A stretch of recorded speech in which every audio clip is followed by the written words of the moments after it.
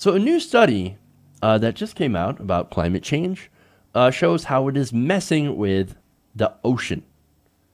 Now, look, man, you don't want to mess with the ocean because, well, for one, it's much bigger than you. And for two, it's going to cause a lot of problems. Now, I'm going to get into those problems here. But first, Washington Post reports that the Atlantic Ocean circulation that carries warm water into the Northern Hemisphere's high latitudes is slowing down due to climate change, according to a team of scientists. They suggest that one of the most feared consequences of climate change is already coming to pass. Now, I'm going to explain why that is feared. But first, let's get into the details here. Now, it's called the Atlantic Meridional Overturning Circulation. And what they found in this study is that it has declined in strength by about 15% since the mid-20th century to what they call a new record low. Now, what is the Atlantic Meridional Overturning Circulation? I'm going to call it the AMOC. Now, what it does is that it brings warm water from the equator up toward the Atlantic's northern regions and cold water back down through the deep ocean. So it's basically what they call the conveyor belt, right? It's basically described as a conveyor belt. Now, that current is partly why Western Europe enjoys temperate weather, even being at a high latitude. And meteorologists are also linking changes in the North Atlantic Ocean temperatures to recent summer heat waves. Now, the circulation is critical for fisheries off the United States Atlantic coast, which is a key part of New England's economy. Now, that has unfortunately seen a lot of changes in recent years.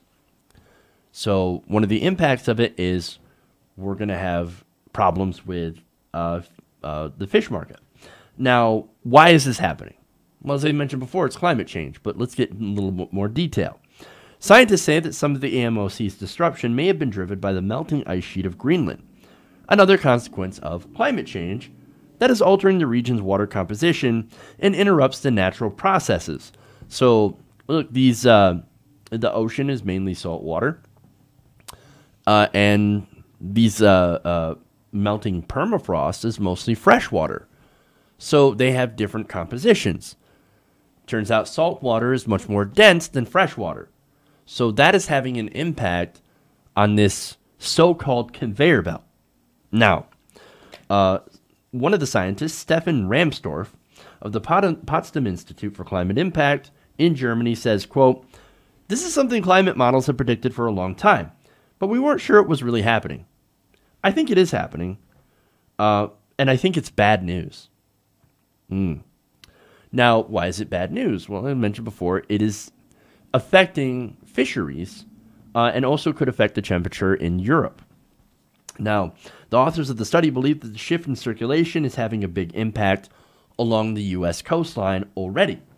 Now, they said of all, and this is according to Vincent Saba, a marine biologist at the National Oceanic and Atmospheric Administration, he said of all the U.S. waters, this region has definitely warmed the fastest in the last decade. And they're talking about the area around Maine. Now, they said that that has had major effects on their fisheries in the area. Now, Maine has seen a giant boom in lobster. However, their cod industry has ended up shrinking.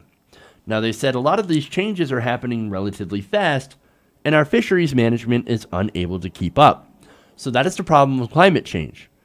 When you have changes that are so rapid that local animal populations are unable to adapt to those changes. And of course, when that happens, when they're unable to adapt to changes, they often die out. And that's unfortunate for us because a lot of those animals we depend on. Human beings do. So that's a big problem here. Now, Saba says, quote, "We're trying to figure out how to deal with some of these species shifts that we're seeing." And it's not just fisheries, right? It's also sea level, right? Now, if the slowdown continues, it is expected to drive strong sea level rise against the eastern seaboard. Previous research has already shown that from 2009 to 2010, sea level in the region shot up 5 inches in part thanks to a brief slowdown of this circulation. So an effect of this, as it continues to slow down, is you're going to end up seeing more sea level rise. Now, what does that mean? It means stronger storms. It means more flooding on the eastern seaboard. Well, a lot of Americans live on that seaboard. So, look, those settlements, people living there, cities and towns, they'll be impacted by this. And that will be disastrous. And that's just looking at what's going on now and what could happen in the near future. Now, the forecast further out is even worse.